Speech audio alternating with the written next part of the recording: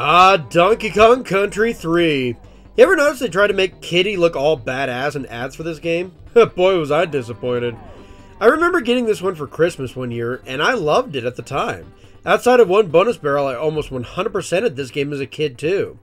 I defended this game every so often online, but as years grew on, I'm starting to see the other side of the fence for this game. See, the community is very divided for this game. Most see it as a classic SNES title, possibly even better than the other two games in the trilogy, while others see this game as an absolute mess and don't enjoy it at all, or at least not as much as the other two games in the series. Where do I stand? After this last playthrough, someplace in the middle. But let's break down this one and begin in the northern regions. Yeah, this game takes place in the northern Kremisphere. That makes absolutely no sense, but I still love it. Oh, and the Kremlins have a new boss too, so let's do this. Let's take on Kaos! Wait a minute, isn't Kaos a Sonic villain? Haha, nah, just kidding. There's a Kaos here too, though. And according to the manual, he took over after K. Rool's last defeat. He's also most likely kidnapped Donkey Kong and Diddy Kong too, so... Oops. I guess Donkey Kong just can't live down the one time he was saved by DK Jr. and he was a damsel in distress in that game. Because now Donkey Kong is a damsel in distress in almost all of his games. Jeez Louise. Dixie Kong, soon joined by her younger cousin Kiddy Kong, are out to rescue them from Kaos. They take on enemies that have no bearing on any of the plot, and that way they can fix boats. Yeah, part of the plot is finding parts for Funky's boats until you can ride one and explore more of the area. Cool. After a bit, you encounter Kaos, who's just as generic a villain as ever. Like, seriously, take a guess. Take a guess. He's a robot. He's evil. What is he trying? He's taking over the world. He's gonna take over the world. Yeah.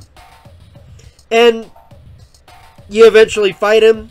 After destroying him, you find out that K. Rool, now going by Baron K. Roolenstein, or Krulenstein, is actually the main villain.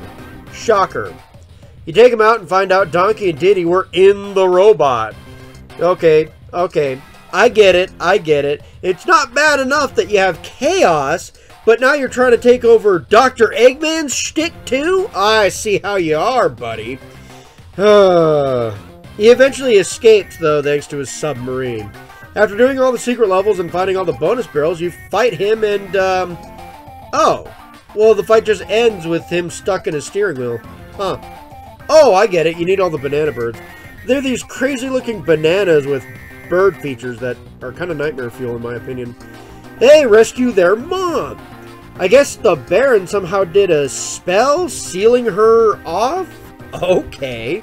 And then she chases K. Rool down and is... Yeah, he's now in a hovercraft, and she shits an egg on him. The supporting characters help, but this writing is just bizarre, and not all that great, all things considered. After that mess, I am thankful to say that the game's presentation is just as stellar as the last two games. Possibly a step down from DKC 2 and 1, but not by much. The looks haven't been hurt too much. The game looks just as amazing as ever with the sprites and scenery.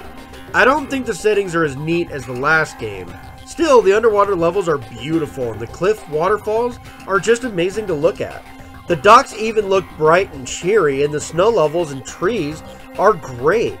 Yeah, well, it looks like, you know, a camp that you'd find in the woods, somewhat reflecting the more natural jungle areas of the first game. It does its job pretty well.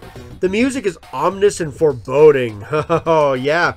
They changed composers for this game, and it does show for sure. But overall, the music is fantastic as it is atmospheric. Something I probably wouldn't listen to outside of the game, but really wrecks the tension, especially in the tougher levels. The sprites for enemies and allies all look great too. The brother bears kind of look generic, sure, but Funky looks fantastic and Wrinkly is awesome. She can even be seen playing the N64 at one point in time with Mario 64 and some cameo tunes from that game when you go and save your game. The enemies and boss fights look great too. A lot of spectacle, including Kaos and Roolenstein, though this is his dorkiest costume yet. It's nice that the only thing ugly in this game that isn't supposed to be ugly are the banana birds. Yeah, I don't feel comfortable around these things if I'm going to be honest. Luckily, like before, there isn't really anything ugly about the gameplay. It plays very similarly to the last two games, just to let you know. Dixie has had more of a speed boost, so she plays a little bit like Diddy this time around. She still holds a barrel above her head, and she can float in the air too.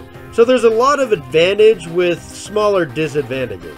Kitty, the newbie, well, I guess he kind of does look ugly too, and frankly his crying is annoying. Play-wise though, he's perfectly fine. He's basically the Donkey Kong of the group, but with an underhanded barrel toss, making him a bit more precise, somewhat similar to Diddy. He's also stronger too. The animal buddies return here as well, but some cuts had to be made, I guess, and sadly Rambi is not in this game. Ellie is, though. She's an elephant who is deathly afraid of mice and isn't as strong as Rambi, but she can pick up barrels and water with her nose, making her decent at long-range combat. Harry is, just a bird that follows your movements. Yeah, keep him around until you pick up more hidden goodies. Yay. Ungard, Squawks, and Squitter all return, thankfully, and they're just as fun to play as ever. And Quawks is better this time around, too. Last game, he slowly glided downward. This game, he can actually pick up barrels and solve puzzles. He can't shoot eggs like his brother, but yeah, picking up barrels is still a decent long-range attack. So, yeah, the gameplay's all intact here. Speaking of me repeating myself constantly and puzzle solving, there's a lot of levels that are slower and more puzzle-happy compared to the previous games. Yeah, the levels here are on the slower side of the spectrum and require less platforming and more thinking in platforming. This isn't to say they won't challenge your platforming skills a time or two. No, the Saw level, for example, is a fast auto-scroller that tests your platforming like crazy. There are actually a lot of levels like this, thankfully, but some of the levels do offer a slower gimmick, which can be annoying to the pace. Not terrible, but it's a bit different take on the DKC levels, but it works in the end, I think. The boss fights are all pretty interesting as well. Again, more puzzle, less platforming. The first fight is a great look into this idea. You have to jump on barrels and then use the bugs to throw into this big barrel's mouth. You do this enough times and you can defeat him. Not too brain-taxing, but more methodical than simply dodging and barreling a foe. There's another opponent which you actually play a shooting mini-game to fight an evil snowman. Although I forgot this fight actually existed from my youth. Huh. Some of the other boss fights includes fighting a large shell urchin enemy, but, bigger, and you're bouncing the smaller ones off of it with Ungard. You also have to have a boss fight with Ellie, where you fight a... What is this, a waterfall? Yeah, it's a waterfall. No, it's actually some creature in the waterfall where you have to use perfect aiming and hit its eyes. It's pretty decent, all things considered. And then there's the most, a giant spider. That one's a bit more platform heavy, along with Kaos and K-Rule, as, yeah, you use more platforming skills to fight these guys for sure, but even they take some figuring out. The levels take all more of an open mind when it comes to the term platforming, but I do think it works really well here, all things considered. Now, getting the secrets is a bit interesting as well. None of them are hidden beyond the secret doors or trick walls. They're all kind of out in the open this time around. You may have to find a hidden platform, but it's mostly things that you can see physically and should be able to find on your own. At most, you may need Kiddy Kong to be thrown up into the air and bust up the ground underneath to open a secret here or there. But these areas are still visible too. The bonus games are tougher as a result sometimes, collecting green bananas while needing to be fast and cautious. The only issue that I've had is sometimes backtracking to these bonus barrels can be a bit annoying. If you have to move upwards towards enemies, your ass may be grass. The issue is you have to be pretty close to the top of the screen to move the screen upwards. Fun when any enemies coming down will see you before you ever see them. This admittedly doesn't happen much with normal gameplay. It occurs, but not very often. However, seeking bonus barrels, this does kind of open the doorway to this. Anyway, you probably wonder what the point of the bonus barrels are, huh? Well, if you collect them, you can pay for explosions in the Lost World. The Lost World is a hidden level map that you can unlock by a secret ritual in the overworld map. Once there, you can use bonus coins to help open up these new levels. These levels are naturally the toughest in the game and are mostly pretty fun, but the final rocket stage is kind of weird. The point of this is for the final boss fight, and the final boss fight is more annoying than fun in my opinion. You defeat him to get a DK coin and then the fight just kind of ends. Huh. Okay. To get the actual ending, you need to get all the DK coins, I guess. There is one in every level guarded by a shield Kremlin. You'll have to use steel barrels and hit him from behind with it. Either bouncing the steel barrel off a wall or manipulating the barrel and having him hit him while he's facing away from it. He'll follow your every move with his shield, so the barrel has to hit him when he's facing away from it, and will always be facing towards you. Get it? Okay. So you get all the coins, including the last one from the K-Rool boss fight. What do you do with these? Well, a helicopter for the overworld travel is what you get. Yeah, this is where you learn about the Queen Banana Bird, which, to free her, you're going to need to find all of her kids. Alright, one last collectible to go. You can find caves and do a Simon Says kind of thing for a bird. You can also trade silver bear coins and items with the Bear Brothers, and yeah, that gets you banana birds too. Oh, but about 3 of these caves are impossible to get to unless you actually have the helicopter from getting all the DK coins. Need all the bonus barrels to get all the DK coins, and need all the DK coins to get the banana birds. Once you have all of that, you visit Wrinkly Kong, and the final scene starts playing. And it's not one that I'm very fond of. It plays out, there's the end. There's a lot of collectibles, and while the bonus barrels and DK coins are fun to collect, most of the time the hidden boss fight and the banana birds aren't super great. The Simon Says stuff is just odd and trying to get more depth in the overworld map, but it just comes off as another collectible, and the final fight ends with absolutely no fanfare. But there is one last thing I do need to cover, and it's called the Advanced Version. Ha ha ha! I didn't play much of this version growing up because it's the Game Boy Advance game that I ended up liking the least. Maybe because I never owned this version growing up, I never really got to play it until this review. But this version kinda sucks.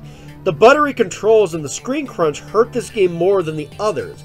And at points, the camera's just way too close to the Kongs. For a game, I'm already predicting enemy patterns before they even happen. This is frustrating. It's a shame too. There's an entirely new soundtrack and a new world to explore here. It looks interesting, and the soundtrack is pretty good if I'm going to be honest. The bears look completely different too. I actually enjoy their designs more here than before, and Wrinkly lives in ruins now for some reason. She's a type of priestess for the banana birds? I don't know, it's weird. Adding a bit for that story, and since Wrinkly isn't really needed much to save games anymore, I guess this just kind of works. The other Kongs are also very basically minigame fodder. I didn't really enjoy the ones that I played though. Cranky's Dojo and Funky's Cobra Triangle, they didn't work well for me overall. Maybe one day I'll re-look into these games and see them to completion, but while I like the other 2 advanced games, I can't really recommend this one. The screen crunch hurts it too much, and I think the reason being is because of the back and forth this game has. Yeah, the other 2 games, you either move left to right or right to left, but it doesn't happen very often where you'll swap it a lot. This game, you swap from left to right and right to left all the damn time in some of these levels. And I think that's what caused the camera to be really kind of not great overall. Look, DKC3 is considered a classic game by many people, while the others don't really care for the game. Overall, I think the game is good. Yeah, it's worth a look into if you haven't tried it, but it isn't in line for the best platformer either. The plot is just awful, and even for a simple platformer. Some of the secrets are more busy work as well, and the final fight is anticlimactic for sure. Still, the game looks and sounds amazing. The gameplay is just as fun as ever, and the level design works well, despite being slower in certain instances. I personally don't think I can recommend this game as much as the other DKC games, but I still say it's worth a look in the end. It's still an excellent platform with challenges and hidden goodies just like the first couple of games. Sure, the overall levels take a back seat when comparing it to the first 2 DKC games, and the music isn't quite as good as the first 2, but being as good is heavy shoes to fill. Being the lesser of a trilogy as good as DKC doesn't mean that the game is bad. Like I said, I think the game is perfectly good. While not as good as I remember it, I still give the game a solid 7 out of 10. If you have a Switch and pay for the online, I do recommend giving this game a try. The advanced version is still playable and adds a lot of content. However, the advanced version suffers the most from screen crunch compared to the other advanced games. But try it out if you're a fan of the original. Maybe you'll see something I didn't. But that's all the time I have to play Donkey Kong. It's time I set my sights elsewhere and get to, some of the other reviews I have planned for this season. The next 2 games I'm reviewing are Stray and Resident Evil. One is about a city wiped out by decay, and the other is Resident Evil. If you like the video, liking the video, subscribing, and commenting do help my channel, and it helps you keep track of my videos. And the bell button helps you keep up to date with my content as quickly as humanly possible. Until next time, my minions, take care. Also, sorry for doing the last, 3 reviews while having a chest injury. It hasn't been pleasant to do these, but had to do them eventually, right? Alright, bye-bye.